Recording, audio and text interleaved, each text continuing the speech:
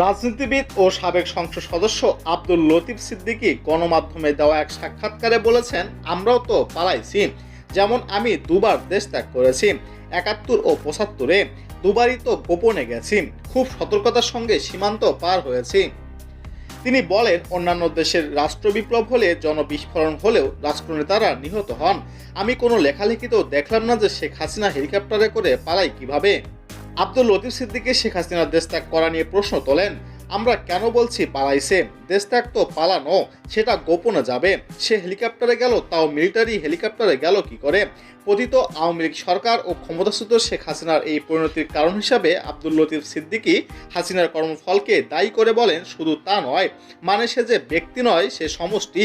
সে একটা দলের সর্বময় কর্তৃত্বের অধিকারী ছিল। কেউ কেউ বলে সে প্রদীপ প্রভুত্বকারী কর্তৃত্ববাদী সরেছে।